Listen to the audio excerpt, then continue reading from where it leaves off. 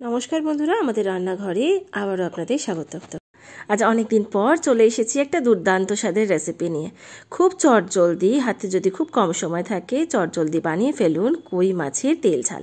তার জন্য কি কি নিয়েছি সে চলুন দেখে নেওয়া যাক। তার জন্য আমি এখানে নিয়েছি কই মাছের তেল ঝাল বানানোর জন্য কই মাছ। আমি এখানে 5 পিস কই মাছ নিয়েছি। ভালো করে ধুয়ে নুন আর হলুদ মাখিয়ে নিচ্ছি। প্রথমে আমি ধুয়ে রেখেছিলাম, দিয়ে দিলাম স্বাদ মতো নুন আর হাফ চামচ পরিমাণ হলুদ গুঁড়ো। মাছগুলোর এপিট ওপিট খুব ভালো করে মাখিয়ে নেব। নুন আর হলুদ মাখিয়ে কিছুক্ষণের জন্য মাছগুলো রেখে দেব, যাতে ভালো করে নুনটা মাছের ভেতরে ঢুকে যায়। ওই ধরুন 10 থেকে 15 মিনিটের জন্য মাখিয়ে রেখে দিচ্ছি। 15 মিনিট পরে আমি কড়াই গরম করে এতে দিয়ে দিচ্ছি সর্ষের তেল। আমি এখানে 3 থেকে 4 চামচ পরিমাণ সর্ষের তেল দিয়ে দিলাম। তেলটা একটু গরম হয়ে আসলে এতে দিয়ে দিচ্ছি মাখিয়ে রাখা মাছগুলো। মাছের এপিট ওপিট একটু হালকা করে ভেজে তুলে নেব। খুব কড়া করে মাছ ভাজলে আমার মনে হয় মাছের স্বাদ একেবারেই চলে যায়। দেখুন, ওই 1 থেকে 1.5 মিনিট মাছের একটা পিঠ ভেজে নিয়ে অপর পিঠটাও উল্টে একইভাবে ভেজে নিচ্ছি। আর যতক্ষণ মাছ ভাজতে সময় লাগছে ততক্ষণে আমি একটা পেস্ট তৈরি করার নিয়ম দেখিয়ে দেব।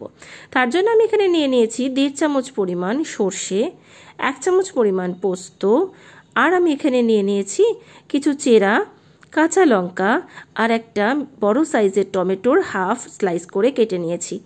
এই পুরোটা দিয়ে একটা মিশ্রণ তৈরি করে রেখেছি। কি দিয়ে মিশ্রণটা তৈরি করেছি আপনাদের জানার সুবিধার ক্ষেত্রে আমি দেখিয়ে দিলাম। দেখুন, একটা স্মুথ কিন্তু পেস্ট তৈরি করে নিয়েছি। আর এই যে হাফ টমেটো দিয়েছিলাম আর হাফটা কিন্তু আমি রান্নায় ব্যবহার করব। মাছগুলোর এপিট ওপিট ভালো করে ভেজে তুলে নেওয়া হয়ে গেছে, তবে একেবারেই কিন্তু হালকা করে মাছগুলোকে ভেজে তুলে নিতে হবে।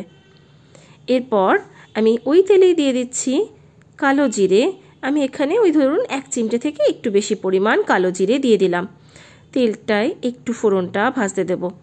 ততক্ষণে মিশ্রণে আমি দিয়ে দিচ্ছি এখানে 1 চামচের 4 ভাগের 1 ভাগ হলুদ গুঁড়ো আর স্বাদ মতো নুন, আর আমি এখানে দিয়ে দিচ্ছি পরিমাণ মতো জল।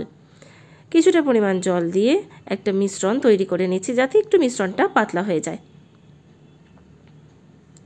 ফোড়ন ভেজে নেওয়া হয়ে গেছে, এতে আমি দিয়ে দিচ্ছি তৈরি করে নেওয়া মিশ্রণটা। ঠিক যতটা পরিমাণ গ্রেভি তৈরি করার প্রয়োজন সেই অনুসারেই কিন্তু জলটা দিয়ে দিতে হবে, তবে তার থেকে একটু বেশি দেবেন, যাতে ফুটে আসলেও ঝোল না শুকিয়ে যায়। সামান্য পরিমাণ বাটি ধোয়া জল দিয়ে একটু নেড়ে নিচ্ছি। এরপর আমি দিয়ে দিচ্ছি ভেজে রাখা মাছের টুকরোগুলো। সর্ষেটা দেওয়ার পরে কিন্তু একেবারেই ফোটাবেন না, তাতে করে কিন্তু সর্ষের তিতভাব চলে আসে। না ফুটিয়েই কিন্তু আমি দিয়ে দিলাম এতে ভেজে রাখা মাছের টুকরোগুলো, আর উপর থেকে দিয়ে দিচ্ছি ওই যে বলেছিলাম হাফ টমেটোটা আবারও আমি ব্যবহার করব। ওই হাফ টমেটোর স্লাইসটা আমি দিয়ে দিলাম।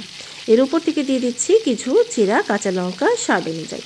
হাতে যদি একদম কম সময় থাকে তাহলে কিন্তু চটপট বানিয়ে ফেলুন এই রেসিপিটা। অসাধারণ স্বাদের হয় আর খুব কম সময়ে এই রেসিপিটি আপনারা কিন্তু বানিয়ে ফেলতে পারবেন। দেখুন, দেখতেই কতটা ভালো লাগছে। একইভাবে আমি একটু আলতো হাতে অপর পিঠটাও উল্টে দিচ্ছি, যাতে নুন এবং স্বাদটা খুব ভালোভাবে মাছের ভেতরে দুপিতেই ঢুকে যায়। কিছুক্ষণের জন্য ঢাকা দিয়ে একটু ফুটিয়ে নিচ্ছি, তবে গ্যাসের ফ্লেমটা কিন্তু একদম লোতে করে ঢাকা দিয়ে রেখেছিলাম। তৈরি হয়ে গেছে। নামানোর আগে দিয়ে দিলাম 2 থেকে 3 চামচ পরিমাণ সর্ষের তেল। এই কাঁচা তেলের গন্ধটা ঝালে খুব ভালো লাগে। ঢাকা দিয়ে স্ট্যান্ডিং টাইমের জন্য রেখে পরিবেশন করলাম। গরম গরম ভাতের সাথে এই কই মাছের তেল ঝাল একবার ট্রাই করে দেখবেন। আশা করি প্রত্যেকের খুব ভালো লাগবে। আর আবারও বলছি, হাতে কম সময় থাকলে ঝটপট বানিয়ে ফেলুন। আপনাদের কেমন লাগলো আজকের রেসিপিটা অবশ্যই আমাদের কমেন্ট করে জানাতে ভুলবেন না। ভালো লেগে থাকলে লাইক, কমেন্ট আর শেয়ার করে দেবেন। আর যে সকল বন্ধুদের এখনও আমাদের চ্যানেলটিকে সাবস্ক্রাইব করে ওঠা হয়নি তাদের কাছে অনুরোধ রইল, প্লিজ আরও ভালো ভালো রেসিপি দেখবার জন্য আমাদের চ্যানেলটিকে সাবস্ক্রাইব করে আমাদের পাশে থাকবার। সকলকে ধন্যবাদ পুরো ভিডিওটি দেখার জন্য।